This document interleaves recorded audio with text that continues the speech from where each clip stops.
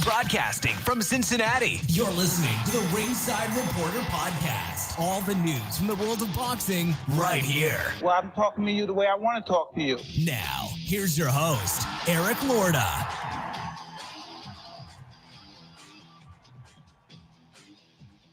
All right, and we are live. Welcome to the Ringside Reporter Show, where we talk about the latest boxing news. If it's related to boxing, we'll talk about it here. My name is Eric Lorda, and I'm here with my co-host, Joe Habib. And we got a great show for you today. And if you want to call in, 323-870-3857. And tonight, we're going to talk about AJ versus Deontay Wilder. Will this fight happen? We'll let you know. Rumor has it might be next. But first, we're going to get started with the pay-per-view this weekend. Beeb, this was on pay-per-view. Regis Prograis versus Jose Zepeda. Regis Prograis knocked out Jose Zepeda in the 11th round to win the 140-pound WBC title. Prograis dominated this fight, man. He was just quicker. He was able to outbox Zepeda all night long. When I think of Regis Prograis, when I watch him, the power always impresses me, Beeb, because it's such an afterthought with him. You know, I look at him and you almost forget about the power because he boxes so well. Like, how could this guy, you never really see both of those. And he's got the power. He boxes so well. And I'll be honest, man, I have no idea why it took Prograis so long to get back in the title picture. He had to hang his management, I'll tell you that. But I tell you what, I'm glad he's back. I'm glad he's in the picture. But he's been out. I mean, like I said, he's not real recognizable out there anymore. So he needed to get this title shot. Why it took him so long, I mean, your guess is as good as mine. He needs to get new management, new promoters, new something, because he's a star. Yeah, this was a very one-sided fight. Even though, Zepeda landed a good shot here and there, and we saw Prograis' face marked up at the end of the fight, it didn't really look like he was being hit an awful lot in this fight. Every now and then, like I said, he get hit with a good shot. But the beautiful thing about Prograis is, like you said, he's a slick southpaw. He's a phenomenal counter puncher, but he's got like a missile for a left hand. And I was talking to D-Style earlier today, and one point that he made was how he varies up the way he throws that left hand. So it's coming from a variety of different ways. He'll loop it, he'll come up underneath, shovel it straight right down the pike, and you just don't know, from what angle it's coming from. And even him with his subtle movement. And another beautiful thing I love about Regis Prograis is every time he makes an offensive move, it's simultaneously a defensive move at the same time. We say, B, what's that mean? Every time he throws a punch, he's always moving his head and his shoulders off to the side. He's always positioning himself to evade the oncoming offense from his opponent while he's throwing a punch. So he never keeps his head center line. He's always moving his head, always stepping off to the side after a punch. He's just a very versatile, fluid, very athletic, talented fighter. He's got it all. He's like a Pernell Whitaker with power. It's amazing how good this guy is. I had him. I say this all the time. Not everyone agrees with me. Maybe I think D-Style is like the only person that agrees with me. I had him beating Josh Taylor. I loved how he came back in that fight. I love how he actually stayed in the pocket and was, going chest to chest with Taylor in that fight. And he bit down on his mouthpiece, and he actually fought him on Taylor's terms towards the end of that fight. And I think it caught Taylor off guard a little bit, but close fight, could have gone either way. But to me, Prograis is the best fighter in this division. Now, obviously, Taylor is the man. He's the lineal guy, even though he got stripped. And for Prograis to officially hold that, the number one guy spot, he'd have to go back and beat Taylor. But this is what you love about guys like Prograis. What does he do immediately after the fight? I want Taylor next, right? He's not going to sit there and take soft defenses and make easy money because he's the champ now. He has a willingness to want to fight the top guy, and you got to take your hat off to him for that. And Josh Taylor, who we think is the number one in that division right now, is going to face Jack Catterall in February. Beeb, and that's a fight that he dropped titles to get. That's a fight that Josh Taylor pursued after beating Catterall. And I had him winning fairly easily. I think it was 116, 112 I had him. I mean, to me, it wasn't close. That being said, a lot of people had Catterall winning that fight. They thought he won the fight. I think you had it 114 and 111 because I think there was knockdowns in the fight. Maybe yeah, so. I think you had it like Andre Ward. You had it. I think you had it like 8 rounds to 4 or something like that. Yeah, you had it 8 rounds to 4. I had it. I think I had it. I had Catterall winning by a point. So I don't have a problem with Josh Taylor getting that decision. I don't understand why there was such an outcry that Josh Taylor won that fight, because it was a razor close fight. It was a close fight. I mean, that was a real close fight. Yeah, so it is what it is, man. I like I said, I think both guys are doing the right thing. Josh Taylor could have swerved Catterall, but he's listening to the criticism, so he wants to silence these people who think he lost that fight, and you can't blame him for that. Let me tell you what, he must really want that fight. Yeah, if he's dropping belts and he's saying, I don't care about anything else, I want this guy next, period, end of story, this is happening. Yeah. And that's where he's going, and you got to respect him for it. Yeah. We'll see if Catterall can redo that performance. I don't know I don't know that was a fluke performance by Catterall. I think he's that good. And like I said, that fight, I'm going to pick Taylor in that rematch for a couple of reasons, because I didn't like the way Catterall kind of faded. I thought when Taylor got aggressive, he looked uncomfortable. I like how Taylor finished that fight. I thought he came back strong in that fight, and he made the fight close because it was getting away from him, I thought. And then he made the adjustment to become more aggressive, kind of roughhouse a little bit, close the gap and not allow Catterall to move as much.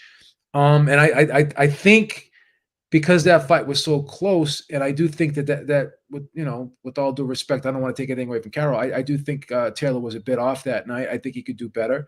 I'm going to pick Taylor to win, and possibly by stoppage. Yeah, I think he may get Catterall out of there this time. We'll see though. Anthony Johnson is asking, can Devin beat Regis? Can Devin Haney beat Regis Prograis? No. I'm going to say yes. I'm going to say yes, but no. I'm going to say yes, but I also think Regis can beat Devin. Yeah. I think it's a toss-up fight. I really do. I'm a big Prograis fan. So I love the way that guy fights. So, but yeah, I mean, you can't rule Devin Haney out. I mean, Devin Haney's a very skilled guy too. But I would pick Regis, but right. If you pick Haney, you're not crazy. I think it could go really either way. It just, I mean, they're both that good. They're both that talented. Yeah. Anytime you get like two guys that are upper echelon fighters like that, listen, we're all going to have our favorites, and we all going to say, hey, this guy wins or this guy wins. But in reality, that fight really could go either way. And here's the beautiful thing about it. That's not a fight that we just have to talk about. Those guys would fight each other. Yeah, they've fought each other before. They'll fight again. They'll fight each other. Yeah, absolutely. Absolutely. Now let's talk about this undercard a little bit here. The undercard wasn't great. They had some names on them, but nothing too major here. Charles Conwell beat Juan Carlos Abreu by majority decision, 95 all, and then 98-92 and 96-94 for Conwell. Conwell was cutting this fight, and he had a hard time with Abreu, but Abreu's a tough veteran, so hey, there you go. Fernando Vargas. Did I mention Charles Conwell's from Titletown? That's right. Ohio, baby. OHIO. Fernando Vargas Jr. versus Alejandro Martinez. Vargas Jr. is now 7-0 after he knocks out Martinez in the second round. And in case you're wondering, yes, that is Fernando Vargas Jr. Of Fernando Vargas, the Fernando Vargas. So his kids are now fighting. My God, Beeb, how old are we? Crazy. We've seen Chavez. How about we've seen Chavez Jr. come and go? How about that? Amazing. Crazy. We're old, Beeb. What are we going to do? Horrible. What are we going to do? The next heavyweight big thing, Bakadir Jalalov versus Curtis Harper. Jalalov wins via 4th round KO over Curtis Harper. He's from Uzbekistan. He won the gold medal in the Olympics. You've got to watch this guy. This guy is very good. He is a very good fighter, man. No question. All right, let's talk about DAZN here. Before we do that, we talk about John Ryder fought, and he fought who did he fight? Zach Parker. Jack Parker. I wasn't real interested in this. Zach Parker for the interim WBO super middleweight title. Yeah. The winner was more than likely going to get Canelo because Canelo said he wanted, another fight before he was to take on Bivol in the rematch. This fight, I thought Parker came out and won the first round, but the second 2 rounds are kind of nip and tuck close. I got to give Ryder credit, and I've always said this about Ryder. A lot of people don't give him enough credit for the way he moves his head on the way in, his feints. He's got a good jab. He's not the tallest guy in the world. He doesn't have the longest arms in the world, but he knows how to get close. And he was getting close to Parker, and Parker was trying to do his best by sliding back and using his jab. But I think Parker lost the 4th round, and I think that was the round he hurt his hand. And this was a fight where it looked like it was going to shape up to be a good one. It was going to be a competitive one. And like I told you earlier, I've never seen John Ryder in a bad fight. I've never seen anyone blow John Ryder or outclass John Ryder. And I didn't think this was going to be the case in this fight. I picked Zach Parker to win, but I didn't think it was going to be easy. But like John Ryder always does in big fights, he rises to the occasion. And I think this fight was going to be a good fight. And unfortunately for Zach Parker, he broke his hand and he could not continue. So. This is going to be something. Oh, go ahead. I'm sorry. Listen, man, John Ryder is going to fight Canelo next, and he is going to get absolutely dismantled in that fight. Yeah, I mean, he should. I would favor Canelo, but I don't know, man. Like John Ryder always makes a good account of himself. I you disagree with me on this one, and others do. I think he beat Callum Smith. I had him winning that fight 8-4. The Danny Jacobs fight, I thought Jacobs won, but I think he edged it. I thought I had it 115 and 113. Was it impossible to give it to Ryder? I don't know. It was one of those fights where it could have gone either way. And it's nice to see John Ryder finally be on the winning end of a close decision for a change, right? So I wasn't too up in arms about that, but I did think Jacobs won. But once again, anyway, my scorecards aren't etched in stone. But I think this Ryder fight could end up being a good fight with Canelo. Obviously, it's not the fight that we really want. I want the David Benavidez fight more than anything.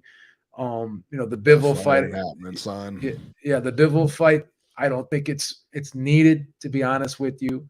He wants it, but I don't think it's needed. But if this is the consolation prize, then I don't love it. But I don't hate it either, It's not filet mignon, but then again, it's not chopped liver either. It's kind of like maybe a Wendy's hamburger. Put it right in that class. Like a Wendy's hamburger. Yeah. I mean, if I gave you a Wendy's hamburger, you wouldn't scoff at it. You would eat it. I would eat it. Yeah. Why not? But if I gave you chopped liver, you'd probably throw it in the garbage disposal.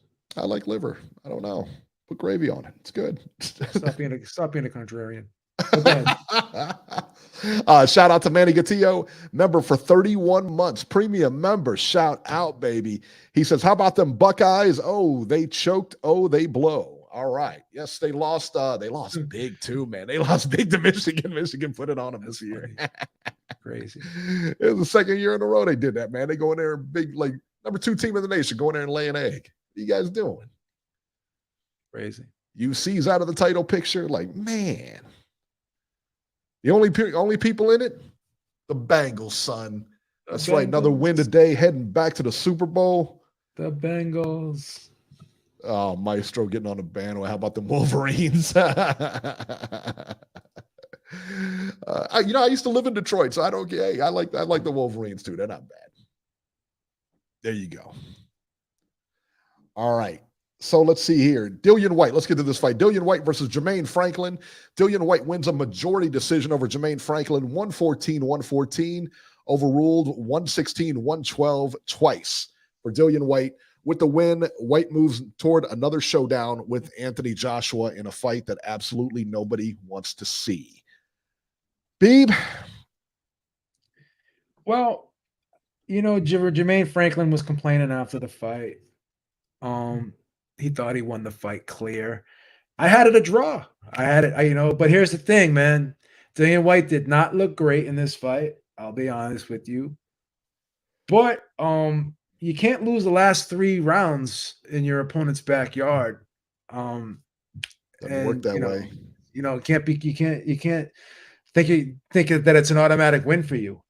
Like I said, I thought Whyte didn't look the greatest here. I think he was trying to throw one punch at a time, like he always does. I've never been really crazy about Dillian Whyte. I mean, obviously he's a dangerous puncher. He can go to the body, but I never thought he was a fluid puncher.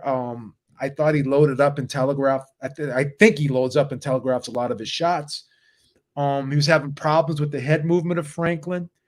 Franklin hurt him one time with a good right hand, but Franklin doesn't have a lot of pop. He doesn't have a lot of pop. But like I said, you can't lose the last 3 rounds and complain about the decision after the fight. But I did have it a draw. If I flip rounds 1 and 8 to Whyte, 116 and 112 not impossible for Whyte, but Whyte did not look good. Franklin definitely overachieved here. He impressed me, but like I said, you got to finish strong when you're away from home. So there you go. Florian Sightgrace, thank you so much, man. He says, love the show as always. Shout out from Switzerland. Love it, man. Thank you so much. He's been a long time listener right there. Yes. Shout out to him, man. Louis Reyes says, hey, Eric, there's a women's bout on last night. Was there? Oh, on the Prograis card? I might have went to the John for that one. Yeah, I missed it. I'm sorry, guys. Maybe you go look up the go look it up if you can find that news anywhere. There you go. All right. And was there anything else? There wasn't anything real interesting on the Dillian Whyte undercard, was there? Nah, was it? Oh, the Nathan Gorman fight was fucking phenomenal. That was a beautiful fucking knockout. Nathan Gorman got knocked out. That was a fucking really good fight. That was an awesome fight. I thought Gorman was going to win that fight. I really did, but yeah, he got stopped. That was like a back and forth battle. A lot of knockdowns, but yeah, that was a good like Wardley, Fabio Wardley, man. That dude, he got hurt, he got his nose busted like right here. And the blood was coming, but then right after that, he saw the blood and he's like, landed a big right hand on Nathan Gorman, went down a couple times, and yeah, that was an awesome fight for the British title, man. That was a really good fight. There you go. That was a really good fight. There you go. All right, let's talk about the upcoming fights. That was it for this weekend. So let's talk about the upcoming fights and stuff that's coming up here. Let's see. December 3rd in London. Beeb, I haven't heard anything about this fight. It has not had any advertising. I don't know anything about it. Tyson Fury versus Derek Chisora. How bad is the fight? So bad that I'm on ESPN's site right now on the schedule, and it doesn't have a TV listing for December 3rd in London. Now, Beebs told me that's going to be on ESPN, but typically they put ESPN on there. I don't, I would imagine they're going to carry the fight, but I think it's ESPN. I think it's ESPN Plus, if I'm not mistaken.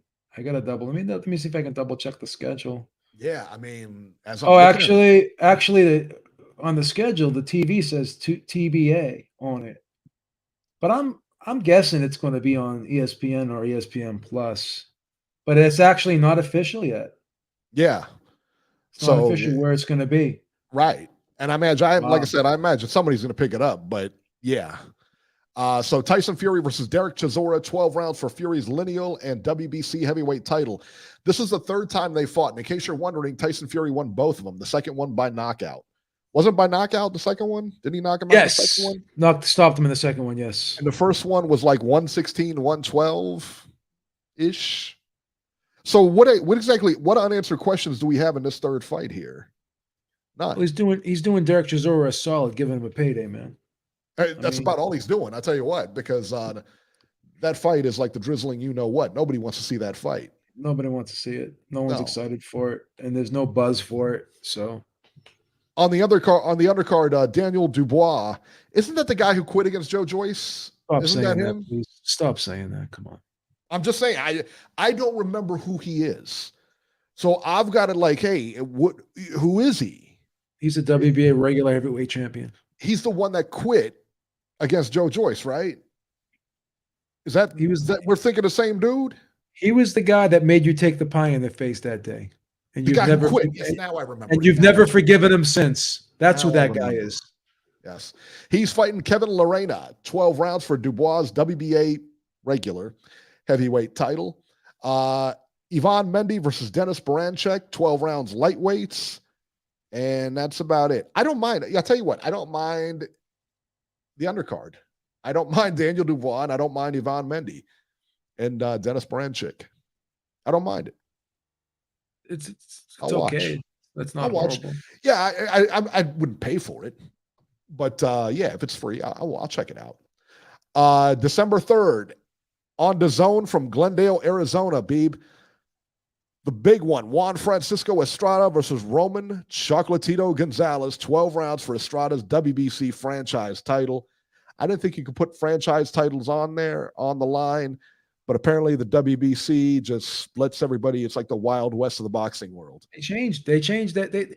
They have changed that whole designation like 10 times. First, it was non-transferable. Now it's transferable. Now, first it wasn't a real title. Now it's comparable to the WBA super title. I mean, what the fuck? I don't understand. What's going on? Notorious says Eric bets chalk, then gets mad when he loses. Doesn't everybody get mad when they lose? Yeah, but show me a happy winner or show me a happy loser. You know what I'm saying? I'll show you a loser. I think Dubois was a 3-1 favorite in that fight. I think he was, yeah. Yeah, he was a big favorite. He went in there and got wrecked. Yeah, a lot of people didn't give Joyce a lot of credit in that fight. They didn't think he was going to win that fight. Yeah, Maestro said it's tough to compete with college football this time of year on ESPN. You're right. And I think the December 10th, I think, if I'm not mistaken, I think that's the Heisman show on December 10th because they always have a top-ranked show after that. And Tio's fighting that weekend. Teofimo versus Sandor. And then the main event on that card was Jared Anderson from Ohio. He's fighting Jerry Forrest. So that's the main event. And then they got Tio in the co-main, which is good. Yeah. Because he always puts Ohio fighters on top, that's why we love him. He does. That's why we love Bob. Can't get mad at him for that. No, why would you? And then coming up, that's going to be on the 10th. And then also the 10th is huge. The 10th has got Michael Collins on there on ESPN Plus. Let's see what else. Terrence Crawford, Josh Warrington versus Luis Alberto Lopez is fighting. And then the following Tuesday or Wednesday, I think it's a Tuesday, Naoya Inoue is fighting Paul Butler. And that's going to be on ESPN Plus. And that's our favorite because that's in the morning, man. Yeah, and watching that fight. Watching that fight. Beautiful. Can't wait. That I was looking at that December 10th, that Nebraska card where Terrence Crawford, the Omaha card, the Black Prime. It's a bad card. Terrence Crawford versus David Avanesi. And number one, I wouldn't pay for it anyway. But that undercard they got going on is awful. I mean, awful. I don't know how much is that fight? Like $60, you said?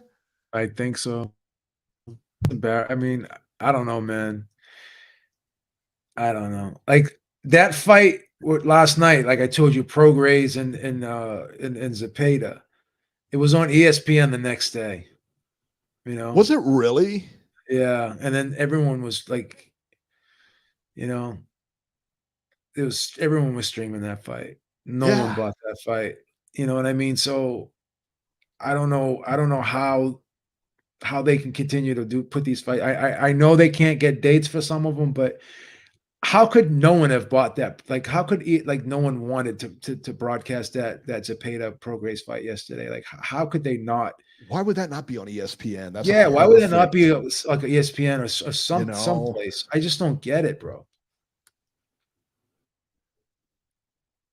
Thank you so much, D-Style. We appreciate it, man. Thank you, brother. And Maestro brought up a good point, too. He said, with all the football and everything like that, that's pretty much it. That does take up a lot, especially with scheduling, because that's Listen, football beats boxing any day of the week as far as the ratings go. Yeah. No question about it. That's why they're all Okay. jockeying for the football games. No But competition. I'm looking at that Terrence Crawford card and then that undercard. It is awful, man. I have trouble that the fight is on pay-per-view anyway, but I wouldn't advise anybody to pay for this. It's terrible. Or wonder if Robbie paid for that pay-per-view yesterday. Oh, we did. Maestro said there's also a World Cup right now too. That's right. U.S. unbeaten in the they haven't lost yet. They're going to advance if they win. They beat Iran Tuesday. So there you go. Prograis has fought on the zone too. You know what I thought about? I was like, well, why doesn't Terrence Crawford fight Josh Taylor? Because Taylor could move up. That could be a mega fight right there, right? Be a huge fight. Put it in Glasgow or whatever. Huge fight. I forgot he's not with Top Rank anymore, so he burned that bridge down. Bob would still work with him. I think Bob would still work with him. I think he would too. All right, let's go to the phones here. Robert 530. You're live. Did you buy that pay-per-view yesterday? Yeah, he did. No, I did not, Joe. Fucking no, liar. I did not. You're a liar. No, hey, You're a no, liar. I didn't. Mrs. Herrick told me you bought it. She was fighting with you, but you made her put you made her take the part of the rent money, and she had to buy the pay-per-view with that. No, She told me. I did not pay for that. Give me a break. Give me a break. You canceled one of your subscriptions to OnlyFans, and you bought that. Oh, give me a break. Eric, he's on a roll again today, isn't he? He's on a roll, man. He's on a roll, son. Yeah. So what fights did you watch yesterday, Robert? The only two fight cards I watched was the ESPN Plus card with Zach Parker and John Ryder, and the DAZN card with Dillian Whyte. Are you going to watch the Terrence Crawford card? The Terrence Crawford pay-per-view? No. Wow, that's because on the 10th, there's too much. Yeah, there's a lot. Robert, man, what'd you think of that Zach Parker fight? How did you think that fight was kind of playing out? I wish it would have continued. I thought it was going to be an interesting fight. I hope, and I know this won't happen now, but I hope Parker gets a rematch because that was proving to be a very interesting fight. Do you think Parker was winning that fight, or who'd you have winning that fight at the time of the stoppage? Or do you think it was just really close? After 4 rounds, I had it 2-2. So okay, all right. I had it 2-2. So just want to make sure because I thought it was close. I want to see them fight again. I don't know if it'll happen because I think it was starting to become a very interesting fight. Eric, I'm sorry you didn't have any interest in that because both Zach Parker and John Ryder are good fighters.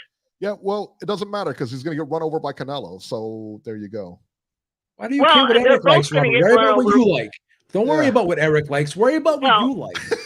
Are you the type of person you go out to lunch? Are you going to go out to lunch with Eric and you're going to tell him what he can order too? Right. You don't make decisions. Tell me to order meatloaf. I don't want the meatloaf. You know what I'm saying? I'm tired of you stepping on Eric. Joe.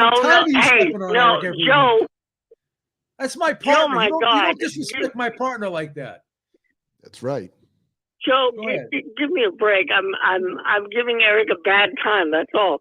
But no, I thought that was proven to be a very interesting fight, and I hope they can rematch it one day. For what? And Joe, I agree. Who wants to see that rematch, son?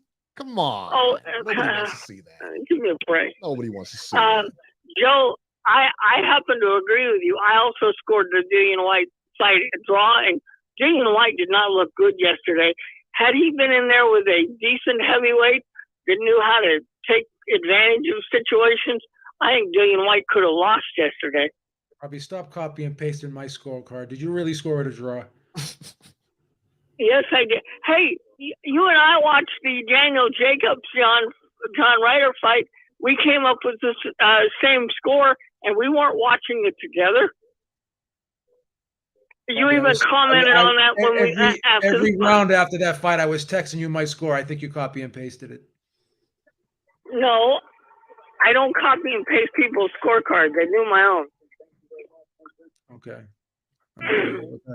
So anyway, no, but those are the two cards I watched yesterday.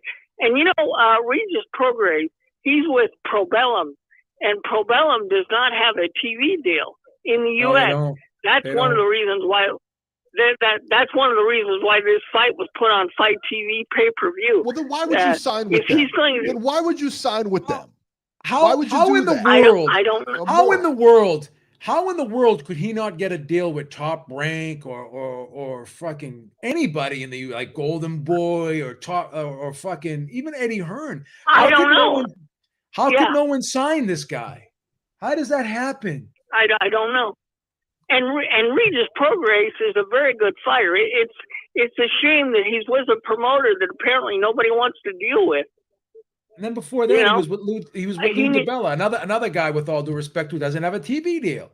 I don't get, like, he's too good to be signed to a promoter that doesn't have a TV deal. No, I mean you've got to sign with somebody that has a TV deal, so when you have fights, you're not stuck on a lousy pay-per-view. And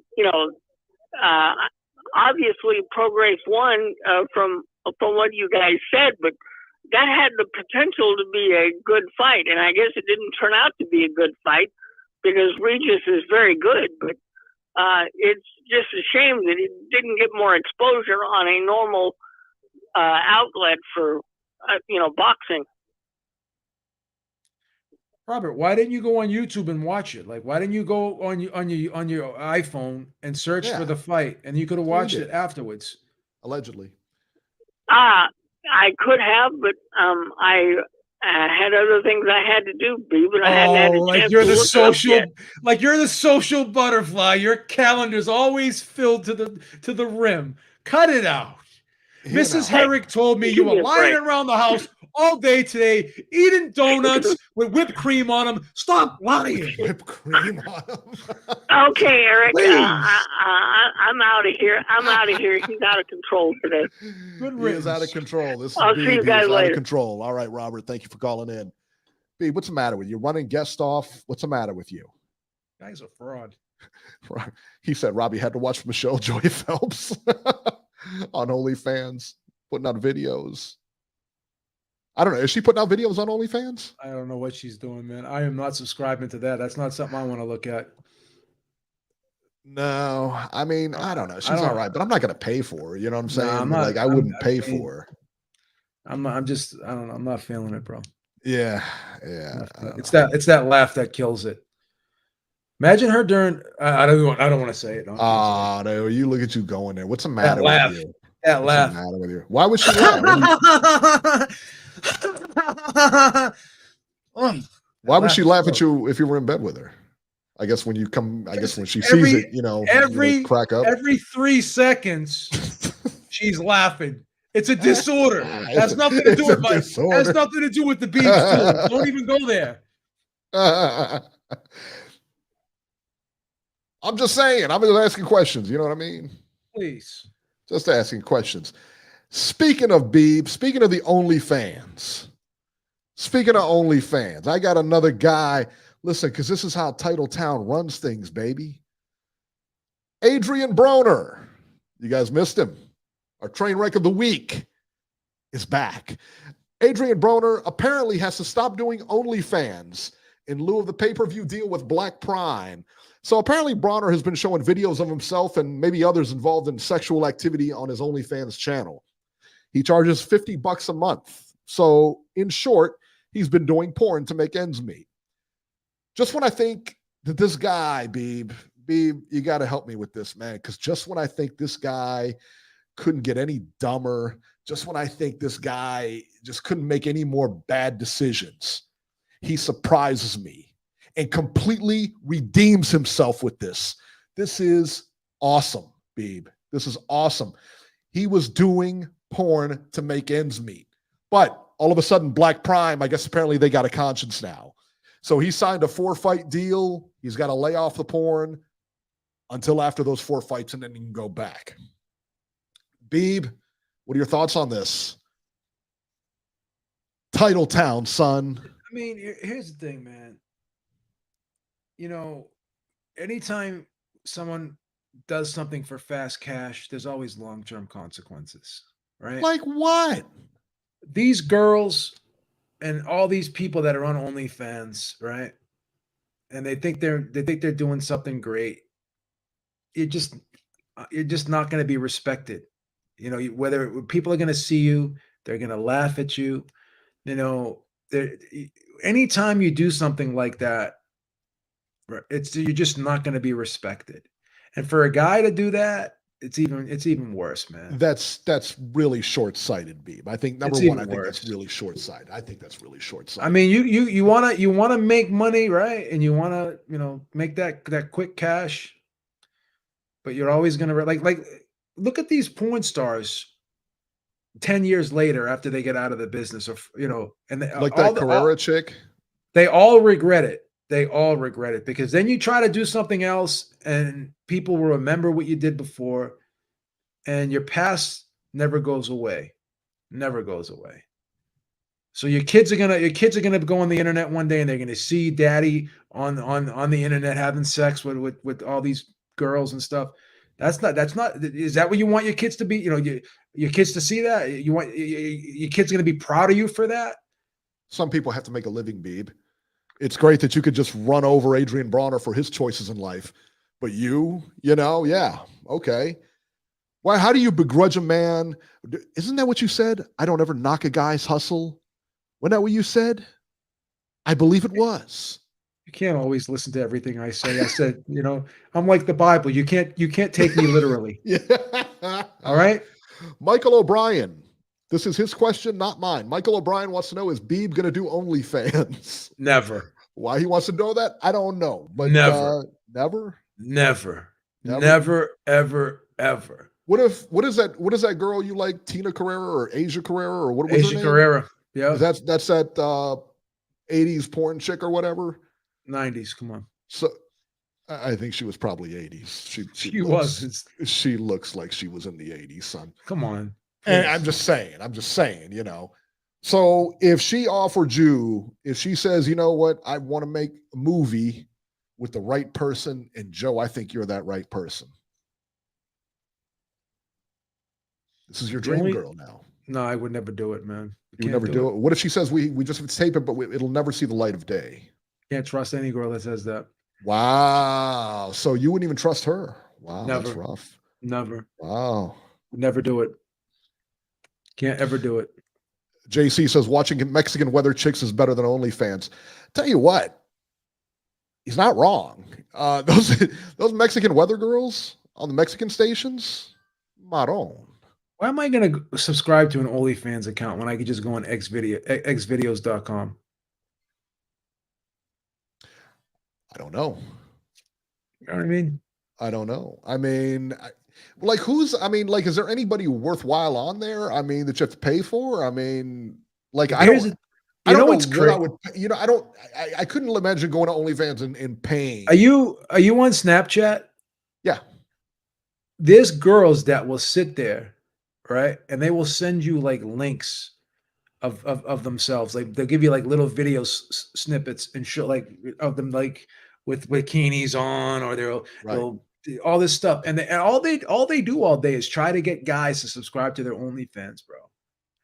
And here's the thing. You have this big feminist movement out there, right?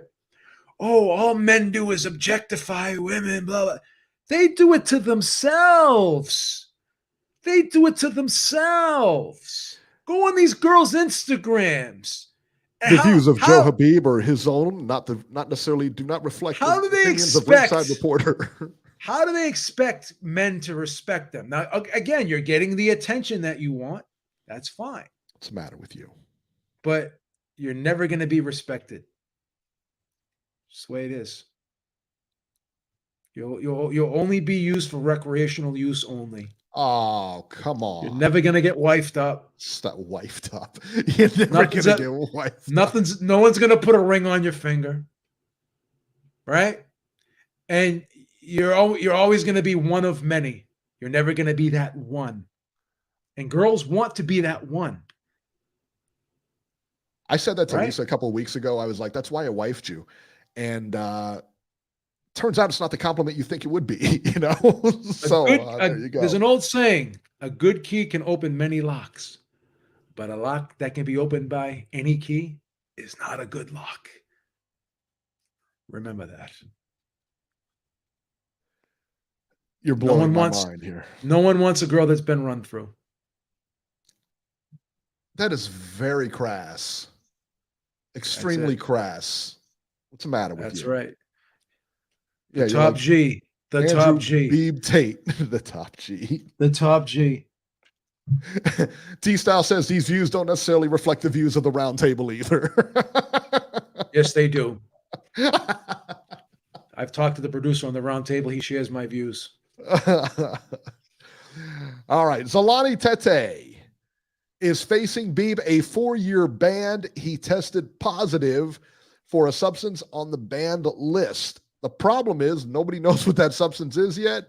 They're waiting on the B sample, I guess. The B sample is going to come out the same as this one. There was I would really doubt there was a mistake. But he's facing up to a 4-year ban. Beeb, does he get a 4-year ban?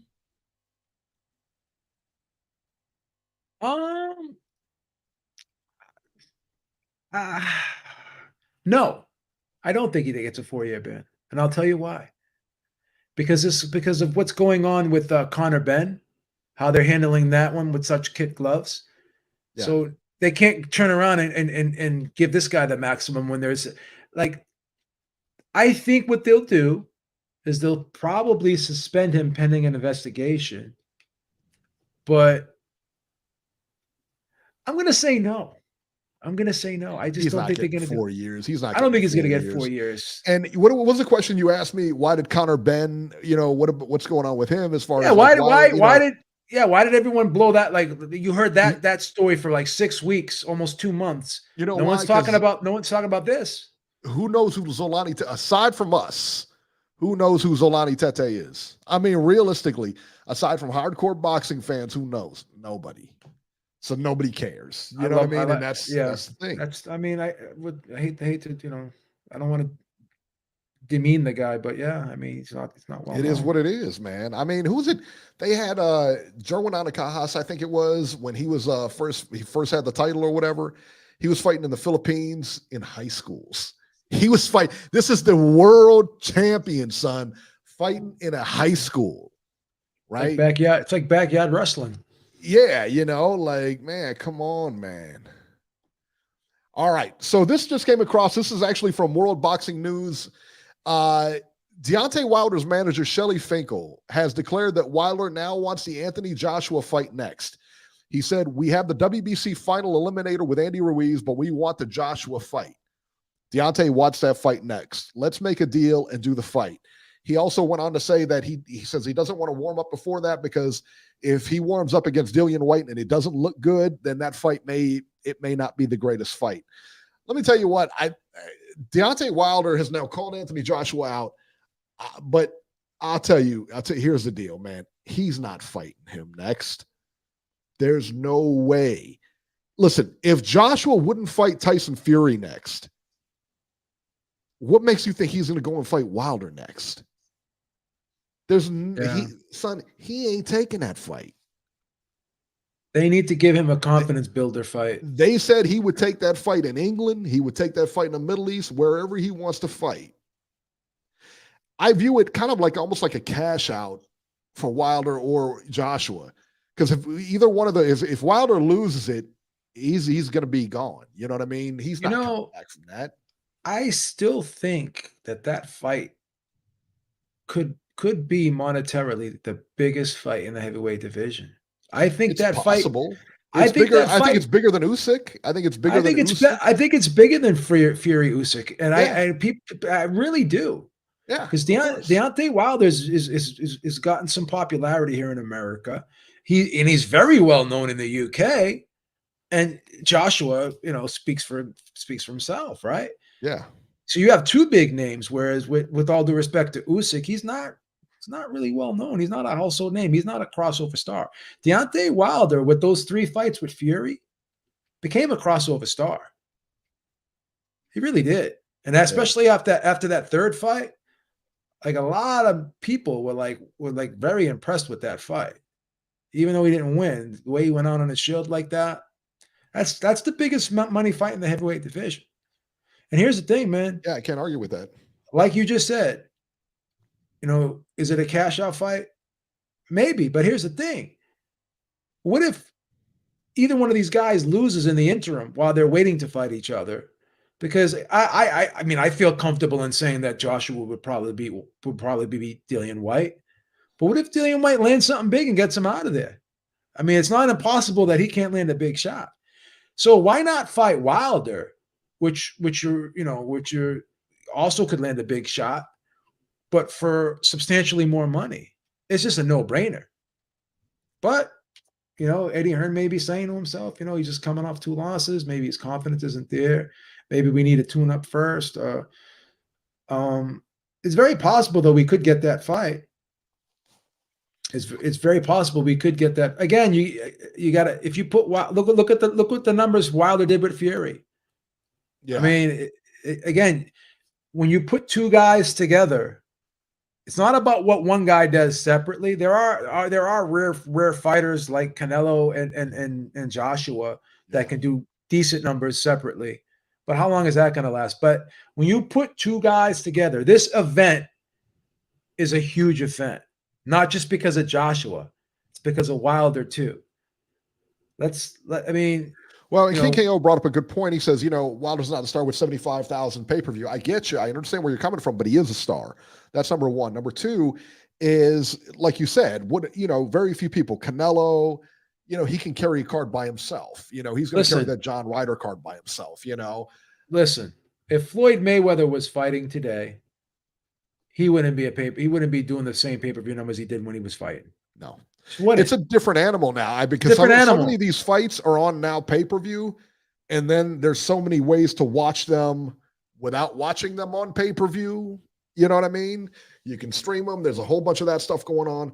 So I'll tell you what, and those numbers are going to continue to dwindle. If it's a good fight, if it's AJ versus Wilder, I'll pay for that. But the Regis Prograis fight, I'm not paying for that. I'm paying $60 for that. I'm not paying $70 for the what's his face to fight on Terrence Crawford. Yeah, I'm not paying to watch that fight. It's not a pay-per-view fight. Even Canelo's numbers went down. Like that Golovkin fight wasn't as big as the other 2. You know what I mean? And like no one's gonna. That was a pay-per-view. Yeah, no one's gonna do big numbers anymore, man. Not in the United States, bro. Because it's just Americans don't buy pay-per-views anymore. They stream everything, bro. And then now they're putting fights on YouTube. You know what I mean? TikTok's got them. YouTube's got them. TikTok's got them. They're putting these fights they are showing these fights. Yeah, they're just live streaming them everywhere. Yeah, pay-per-view is a dying breed. So let's just use a little common sense here, man. If you're like if Eric can watch that Prograis fight on TikTok, and I'm watching it on YouTube, allegedly, that's a problem, guys. That's a problem for the market. That's a problem. So let's just be. But I'll tell you this: that Wilder Joshua fight is going to be huge. It's going to be huge. I hate saying this because I'm not a big fan of putting fights in the Middle East. But imagine what a Middle Eastern country would do, like Saudi Arabia or something like that would do. I mean, I don't have a problem with fights being in Dubai or whatever, but I don't like the whole Saudi Arabia situation. So I'm not, that's just me. But what did you hear about like Qatar and what they've done in the World Cup?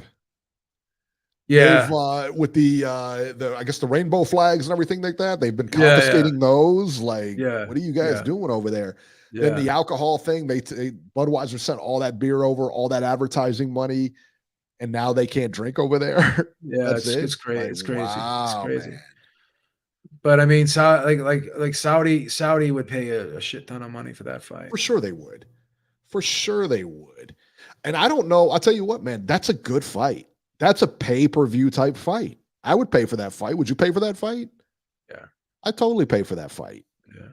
If Wilder fought in the UK and his fights are being broadcast on Sky or his fights are being broadcast on BT, I think his pay-per-view numbers would be a lot better than they would be here because you guys buy pay-per-views. We don't. It's a different, again, it's just a different market.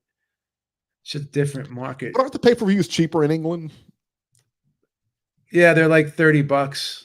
Yeah. So again, again, I wouldn't mind paying that. I wouldn't mind paying that. I just, So- you know why I liked DAZN because yeah, you were going to pay a subscription and they were going to put the big fights on there. And that has now went by the wayside. if Wilder had a deal with Sky and he fought like guys like White, or he was fighting guys like Joe Joyce or Daniel Dubois, and he was fighting exclusively over there, he would do good numbers. Yeah. You guys can't compare your market to our market. It's like night and day. Totally different. Night and Totally day, different. bro. We don't buy paper. We're the worst boxing fans in the world, bro. You guys are the best, in my opinion. Oh, for sure. No question Guys, about it. I've said it for years. You guys are by far the best boxing fans in the world. Your guys lose and you still support them. We suck over here. We throw. We're always throwing people in the recycle bin over here. We don't give our fighters the credit that I do, but a lot of the majority of fans over here, they don't. I'll go online and listen to all these people talk about the boxers and how they're this, that, and the third, and this guy's trash, this guy's that, and everything. It's horrible. Joshua just lost 2 fights back to back. You guys still love him. Ricky Hatton lost to Mayweather and Pacquiao. You still love him. Mm-hmm. Frank Bruno lost numerous amount of times. You guys still Yeah. love him. Lennox Lewis got knocked out twice. You guys still love him. Guys are the best fans in the world. They definitely back their fighters. That's for sure. No question. That is for sure. All right, guys, listen, man, that's it. It is a slow week of boxing, and December is always slow. Now it'll pick up next week. It'll pick up next week, and it'll pick up the week after on the 10th. But after that, it's going to die out again. But hey, we'll be here. So no worries there. Let's hope next year we get some of these fights that we were hoping to get this year. Just awful. I mean, it's, like I said, I mean, we've got like, did you think, I thought for sure like Spence Crawford was going to take place this year. Thought for sure. I was very skeptical of it because I can't stand the way the PBC does business drives me up a wall. It's terrible, right? I can't ignore their track record, bro. Crazy. I wish I could tell you, I believe that, but I don't know. I don't think this Tank Ryan Garcia fight is happening either. I think that's a bunch of crock, but we'll see. No way. Beeb, they said so on Instagram. They got to be telling the truth. They confirmed it. Yeah. I mean, how many times does it not happen? If they confirmed it on Instagram, right? Yeah. It's always happening. You're right. I agree. Black Wamba says Thurman was always the plan for Spence. 100%. 100% believe that. I 100% believe that. Thurman's he's gonna get destroyed in that fight. You know what? And I'm going to be happy to watch that because I'm not a big fan of Keith Thurman. Yeah, I'm not crazy about Keith Thurman either. Yeah, I'm not crazy about him because, he pulls a lot of stupid things. Like, he didn't want to fight Spence when Spence was the up-and-comer. He was like, well, what's he bring to the table? Blah, blah, blah. Well, now he's begging to fight Spence. How about that? But definitely not the fight we wanted to see. But I have a feeling, I think you're right. I think that, and why Terrence Crawford didn't sign with PBC. But I got a feeling if he did sign with PBC, it wouldn't have mattered. He still wouldn't have got anything out of this. You got Tank fighting in January. Then you got Garcia probably fighting in February, January or February too, right? Yeah. So then you're saying, oh, we're gonna fight next year, right? Like, what do you think? You're gonna snap your fingers and Vegas is gonna have a casino already ready for you? They're gonna hold the casino, you got to reserve the casino. Like, they don't have a date or a venue, right? And supposedly they're supposed to be fighting in this summertime or whatever. And there's always stuff going on. You know what I There's mean? always shit going. Like, how is this going to happen if you don't even have a date he doesn't even have it lined up? Yeah, I'm looking at his box right now. It's not even lined up. It's not even lined up. Not even lined up. So how are you gonna put this fight together? They just, both of them are doing this to promote their own fights. Well, and I tell you what, man, and De La Hoya has dropped the ball on every big fight that I can think of. You know what I mean? He's always dropping the ball here. Yeah. So Yeah, man. I don't have a lot of hope for it. Hopefully, like I said, I mean, hopefully it happens. Hopefully the Spence fight happens, but yeah. I don't think it's happening, bro. That Spence fight is actually going past.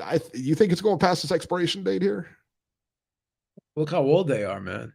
They're getting up there. How old is 36 for Crawford, right? Going to be 36. I think Spence is going to be like 34 or some shit like that. Is he really? Yeah, I think they're maybe 33, 30. I think it would be 33, 34, something like that. I think they're 3 years apart. Yeah, it's crazy. He's 32. He's 32. Spence is 32. Yeah. Crawford's what, 35? So they're 3 years apart. But Crawford's Spence 35. Yeah. Yeah. So they're gonna be 30, 33 and 36 by the time they fight. Yeah. Well, he turns 36 in September. So yeah, I mean, he's got about a year left, I think. Yeah. Where he's top notch, But yeah, man, that's crazy, man. Craziness. Yeah. We'll see what happens, man. We'll see. All right, guys, that'll do it for this edition of Ringside Reporter. As always, you can catch Joe Habib on Twitter at JHabib1. You can catch me on Twitter at Ringside73. And of course, you can catch our YouTube channel at RingsideReporterLive.com. And the roundtable this Thursday, 8 p.m. Eastern time, will be on my channel. There you go. Had to squeeze that in there. Sorry for interrupting. Yes, absolutely. No. That was good. I like that. All right, guys. Take care. We will see you next week.